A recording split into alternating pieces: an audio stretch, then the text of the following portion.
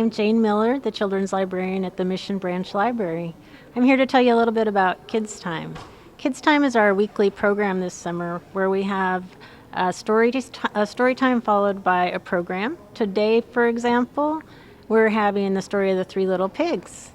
Our theme this summer is Every Hero Has a Story. So I will be challenging the kids to figure out who the hero is in the story of the Three Little Pigs. Then we'll be building some houses and see which one can withstand the breath of the big bad wolf. So we will have programs like that all summer, and also 2 special programs. Every branch library is having 2 special programs.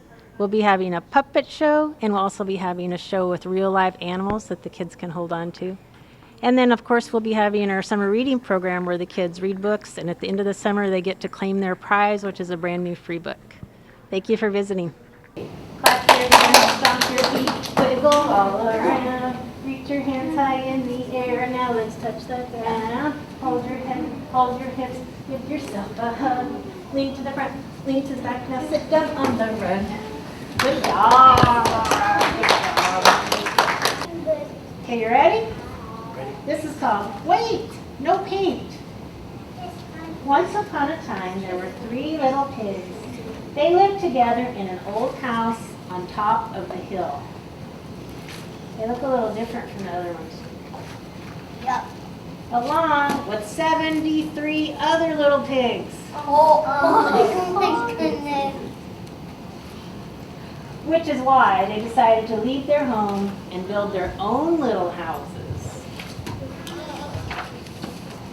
The first little pig built his house out of straw. The second little pig built his house out of sticks. The third little pig built his house out of bricks. Bricks would keep out the wind, the rain, and the big bad wolf. So he's going to be in this story too. The first little pig had just finished building the house when he heard a splash. Oops, said a voice from nowhere in particular. I spilt my juice. See it right there? Your glass of juice. Yuck, said the first little pig. Now his new straw house was soggy. Squish, squash, squish, came a wet knocking on the door. It was the big bad wolf. Let me in, he growled. No, not by the hair of my chinny chin chin, squealed the pig. Then I'll huff and I'll puff and I'll blow your house in, said the wolf. But before the wolf could do anything, the house collapsed with a wet plop. And the little pig took off as fast as his little piggy legs could carry him. He's running. The second little pig had just finished building his house of sticks when the first little pig came running up. There's a wolf after me, he gasped. Did he huff and puff and blow your house in? Said the second little pig. He didn't have to this time. Someone spilled juice on my house and it fell down by itself, said the first little pig. Well, it looks like he's coming to finish the job here, said the second little pig. The wolf was almost at the house. They slammed the door just in time.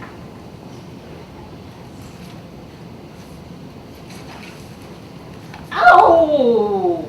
Howled the big bad wolf. The door had slammed right in his face. But he was still hungry. Get me in, he began, touching his nose. Or I'll jump and I'll pop and... Wait, I gotta redo my nose, he interrupted a voice from nowhere in particular. Oh, somebody's redoing his nose. While the wolf was getting his nose fixed, the 2 little pigs ran out the back door. The illustrator is watching. He's the one talking to us. The little pig was enjoying a good book and a glass of pink lemonade when the 2 little pigs burst through the front door. They told him about the spilt juice, the wolf with the hurt nose, and the mysterious voice. The third little pig jumped up and bolted the door. I know who the voice is, he said, turning white as a ghost. It's the illustrator. that is? It's the one who draws the pictures in the books. That's called an illustrator. Yes, it's me. I'm the one who is painting this story, said the voice. He was indeed the illustrator. I'm sorry to tell you, but I just ran out of red paint. Without it, I can't make you pink. That's why you've all turned pale. The first pig felt so faint he had to sit down. The third little pig was not happy. This is embarrassing, he said. We have to be some sort of color.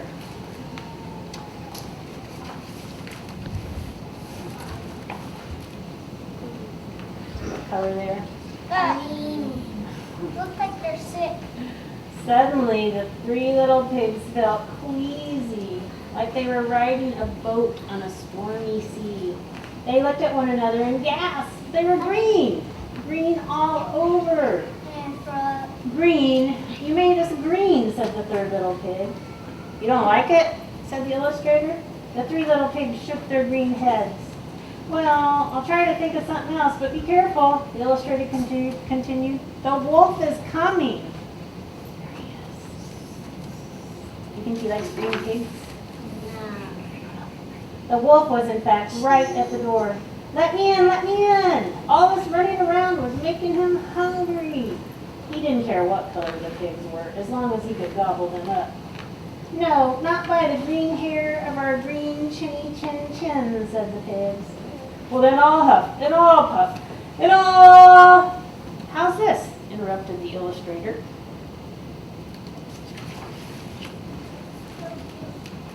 See the pig in the chair? Yeah, flowers all over him. The wolf peeked through the window and howled with laughter. The illustrator had made the third little pig patterned. This is not funny, said the third little pig to the illustrator. Now I'm blending into the furniture. You see, he said when the first pig sat on him, I'm starting to feel like a real clown.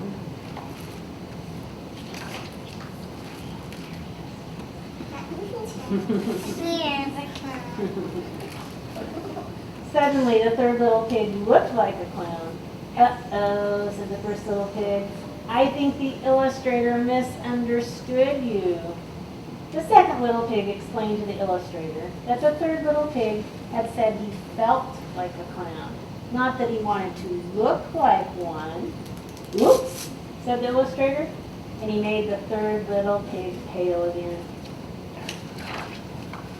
On the other side of the house, the wolf was still hungry. So he huffed and he puffed some more, but he just couldn't blow the house in. So he decided to climb down the chimney instead. Uh-oh. You think that's a good idea? The three little pigs heard the wolf on the roof. Quick, let's build a fire, said the third little pig. That'll keep him out. They put more wood on the fire so it would get hot, red hot. Wait, no paint, said the second little pig. No red paint.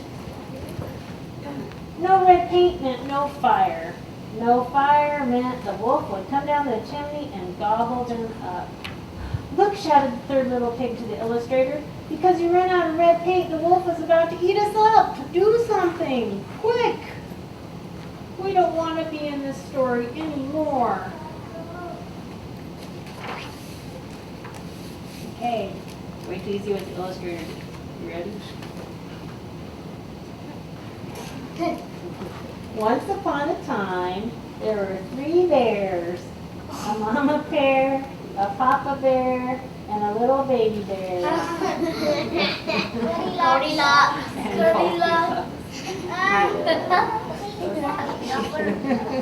The end. Yay! Oh, okay. So today your challenge is to build a house strong enough that the big bad wolf can't blow it down. So we have 3 kinds of houses you can build. We have Legos over there. What do you think the Legos, which kind of house that's going to be? Brick. The bricks. You can build those and we'll try to knock them down, but you can't take those home. But the other 2 tables you can take home. One has toothpicks and wood craft sticks. Which house do you think that is? The stick house. Yeah, the wood house. And there's also paper over there. There's tape and glue. And then this table has straw. And it has lots of lightweight materials like egg cartons. Yeah, straw. It has bubble wrap, lightweight things. So there are also a piece of board at each table like this. Not with the Legos, but the other ones. See this board? This is the board you can build your house on. You can tape it on here. You can glue it on here. There's examples there, but it's just 2 things I tried. You can make a house any way you can think of. And then when your houses are built, Alma right there, my assistant and I, we are the big bad wolves. And we're going to come down and try to blow your house down. Okay? So you can go to any of the 4 tables you want to start. You can do every activity. Just find one you want to start. This is Serena at the Mission Branch Library, Children's Time. What kind of house are you building? I'm building a brick house. Yeah. That is strong enough so the big bad wolf won't try to come in. Won't try and come in? Awesome. This is Emmy, also at the Children's Time. What kind of house are you building? I'm building a straw house. A straw house? How are you building it? With tape and straw. Tape and straw? And what are you trying to do? I'm trying to do a house. Is it so that the wolf won't get in? Yeah? That's what y'all learned about today? Awesome. Thank you. This is Gabriel. And what kind of house are you building, Gabriel? A stick house. A stick house? What are you using to build it? Sticks and some tape. Sticks and some tape. And what are you trying to do? Like, why are you building the house? So the wolf doesn't get in? So the wolf won't get in and eat the pigs. Awesome. Thank you, Gabriel. You're welcome. Good afternoon. My name is Cynthia Sines. I'm the children's librarian here at the Molly Pruitt Public Library. We are excited to kick off our summer reading program. Today we have the first of our summer performers. We will have Happy Tales Entertainment. They will be bringing a variety of exotic animals, including an African porcupine, a wallaby, a python, an alpaca, exotic rabbits, a bearded dragon, and a donkey. So we have many children coming today excited about summer reading. Today we'd like to take you on an African safari, and we have 5 different animals from across the continent of Africa that we're going to show you today. Oh my goodness, Anita, that's a porcupine. Watch out everybody, he's going to shoot us. No, Colby. Of course he's a porcupine. This is my friend Hassani, and Hassani is an African crested porcupine. Now, we do have porcupines found right here in North America, but they are a little bit different than this guy. This guy is the largest species of porcupine. There are 9 different types. Most of them are found in Africa. Again, we do have North American porcupines here. They're smaller than Hassani. Their quills are a lot different as well. Well, I know my vet really appreciates it when I took my dog to get my quills out, taken out. Your dog got shot by porcupine? Not really, he didn't get a shot. What happened was your dog got close enough to bite at the tail of the North American porcupine. Now again, his quills are a lot different than the North Americans.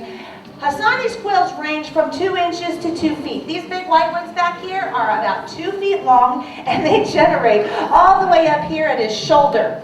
Porcupines do not throw or shoot their quills out of their body. What they do is they raise them up almost like a peacock fans their feathers. They run backwards in a stabbing motion and stab at whatever might be threatening them. Now, their main predators in Africa are the hyena and the African lion, as well as the leopard.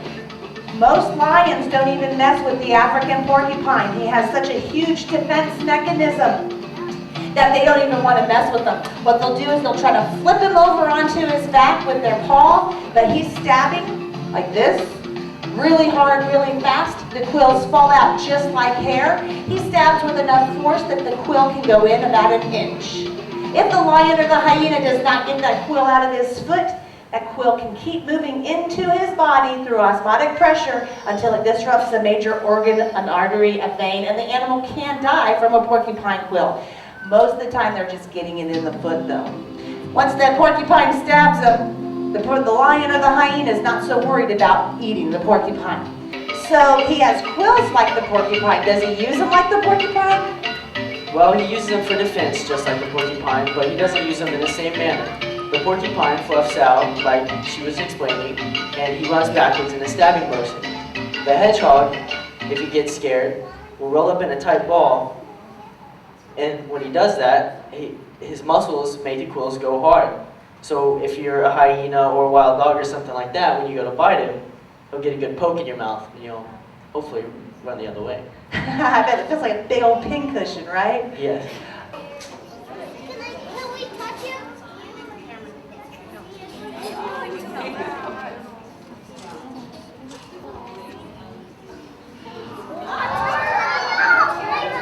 Oh my goodness, it's a turtle. Actually, he's not a turtle. He is an African spurred tortoise. And he's going to say hi to little rascal there. African spurred tortoises are the third largest tortoise in the world, and they are the largest mainland tortoise found in the sub-Saharan area of the Sahara Desert. They live in the area where the grassland meets the sand.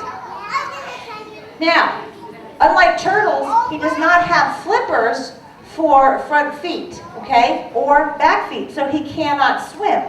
He uses these big claws, and these are the spurs, and he uses those to dig down in the sand and burrow, just like the porcupine, and he'll also build tunnel systems under there, and that way he can stay nice and cool in the summertime. Wait a minute, Colby! You have a snake around your neck. I do. This is my friend Duke. He's a ball python. Python? What'd you do bringing a poisonous python snake in here? Well, actually, it is not poisonous. There are 9 different species of pythons, and not a single one of them are poisonous. They are all ball constrictors. They're constrictors, which means they squeeze their prey to death before they eat it. You have him around your neck. Is he going to squeeze you and then eat you? No, he won't. They can only eat about 3 to 4 times the size of their own head.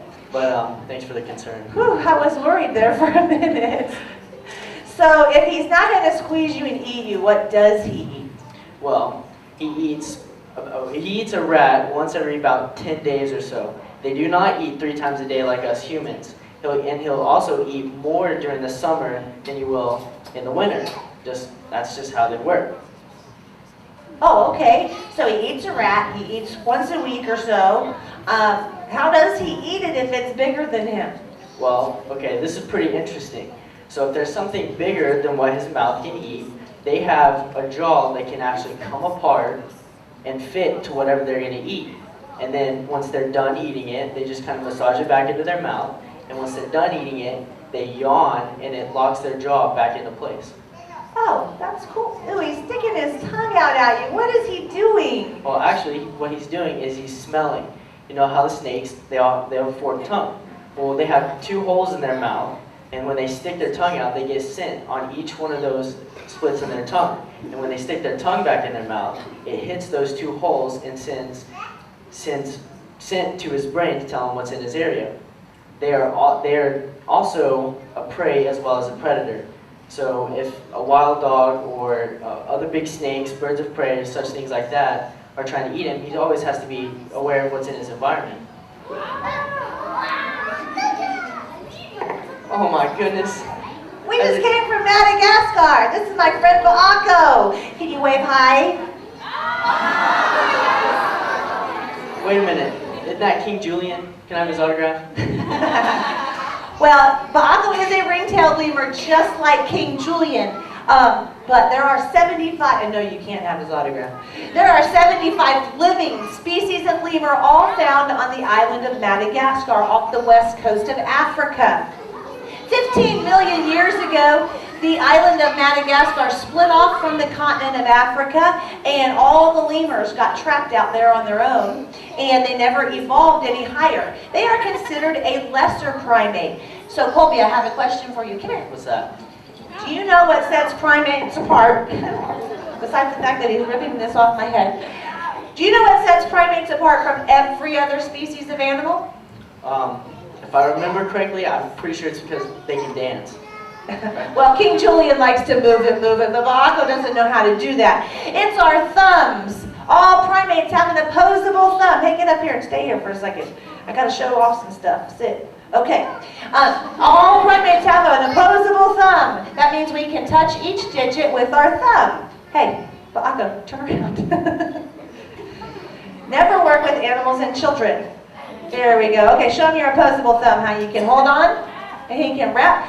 Baco also has an opposable big toe. So if he thought about it, he could, see, he can touch his toes with his big toe. Gotcha. So I saw that big tail there, and he climbs really well. Can't he hang from trees and stuff with his tail? No, unlike most of your higher primates, he's a lesser primate. There are some differences, but he's considered a lesser primate. All lemurs are lesser primates. Your true monkeys, your green monkeys, your African green monkeys, your howler monkeys, a bunch of different monkeys, they have, there he's going to show you how he climbs. They do have a prehensile tail, but he does not. He uses his tail for balance as he's moving across through the trees, as you can see. There you go, and he can climb very, very well. He also, let's show you this real quick. He can also use his tail for balance. Oh, I said that already. He can use it for a blanket. Show him how to wrap up. There we go. Now, ring-tailed lemurs live in large family groups called troops, and the females run the troop. The males have another thing they do with their tail. What they'll do is on the insides of their arms, they have scent glands right here. And what they'll do is they'll lick those scent glands to stimulate the scent, and then they rub their arms through their tail, and the male with the stinkiest tail wins the girl. That's pretty gross. That's pretty gross. Good thing you guys don't have to do that, right? Yeah, Right. So I saw you a second ago give him something. What does he eat? What does he eat? He likes to eat lots of fruits, vegetables. He's mainly a herbivore, so he'll eat fruits and vegetables, and they'll eat flowers, nuts, berries, the occasional bug. I do want to show you something though. The males are there for breeding purposes and for protection of the troop. So, say a strange lemur comes into their area. What they're all going to do is they're all going to get up on their back legs and they're going to walk and make themselves look big and scary looking. Right, Baco? Very good. Come here. Come back up here. Come here. There you go. All right. Now, Colby, I have a surprise for the folks at the end of the show. You do? I do. For me too? Yeah, for you too. What is that? We're going to leave 2 animals out at the end of the show and let you guys pet 2 of them as you exit the room. So, you know what? Oh, hey, you're just hanging around? Hey, Baco, come up here. We're not done talking about you yet. Now, unlike most of your lemur species, lemurs are not nocturnal. This species is not nocturnal. The ring-tailed lemur is awake during the day, and most of them are awake at night, or they're awake at dawn and dusk. Hey, we're going to end this show with a bang. All right. Well, ladies and gentlemen, this is Happy Tales Entertainment. We hope you enjoyed our presentation, and we hope you have a great summer, and do lots of reading right here at the Molly Pruitt Library. Bye-bye, everybody.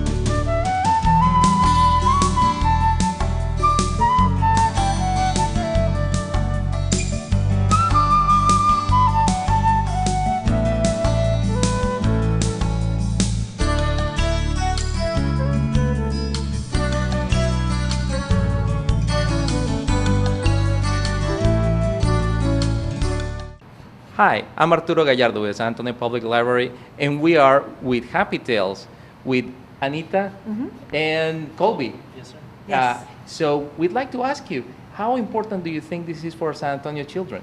I think it's very important because we can get animals up close to them, and they see things they've never seen before, or they've only seen them on TV, and they get to interact with some of them. That's really cool. I think it's an important message too to teach them what makes a good pet and what doesn't make a good pet. This guy makes a great pet, but my ringtail lemur not so much. What have the kids responded to better? They all love the snake. They love the snake. It's kind of, I mean, it's foreign, but then again, it's not so foreign. Just to be so close to one and not to have to worry about it, you know, biting you or something like that, being a great pet they really like the snake quite a bit. Fantastic. Do you have any few words for the San Antonio parents and their children? Look us up on the internet. We're on the internet. We're on the web. We do birthday parties, school presentations. We'd love to come out and get even more animals. We have 23 different animals that we can educate them about. So yeah, give us a call. Fantastic. Thank you very much. We appreciate your presence. Okay, thank you. Hello, I'm Regina Almanza. I work here at the Teen Library at Central. I'm a library assistant, and today our craft is making masks as part of the Teen Summer Reading Program. Hello, my name is Markel Eagle Winterly, and I'm a volunteer here at Teen Library at Central, and I can't wait to get started. Excuse me, young sirs. Yes. What type of mask are y'all making? I am trying to make a mask from a show that I watch. It's going to be made for cosplay for San Japan 8 coming this July. So that is what my goal is I'm going to help out a friend. Hello, my name is Delton William Hayes Brown, and I am down here with the Teen Services Public Library at the Public Library. Today we're making masks. As earlier, we base a lot of our masks off the media that we watch, games that we play, shows that we watch. We've got a lot of fun spirits down here. This is Adrian. Adrian, say hi. Hello. Your name? Tammy. Tammy. This is Jacob back here. What kind of mask are you making, Jacob? I have no idea. Just, let's see, creativity. You never know. It's got to be spontaneous. What kind of mask are you going to be making? It's going to have paint on it. It's going to have paint, see? There's creative. What kind of mask? It's probably going to be extremely spontaneous. There we go. See, you can't, we come down here to have fun, and so we never really have a plan. Like, I didn't know about this, and I got along with it. I'm making my very own mask as well. We're trying to get as many people spread the word that this is a fun place to be, you know, for a teenager. I myself am 17. I come down here and I have a blast. You know, I go to work during the week, so this is a fun place to kind of chill out and have fun. It's a safe learning environment. So these are some of the art supplies that we have. They're all provided by the Teen Services to help us with our crafts. It's very fun. We've got different types of fake feather things. I don't know what these are. Yeah. If you look around on all the walls, we have artwork that actually a lot of the teens that come here do for themselves. Yes, the stuff back there, that is all from various people. This is our craft section, our eating section. It's basically where we come to have fun, relax, and actually be kids, which is a hard thing to do in this day and age.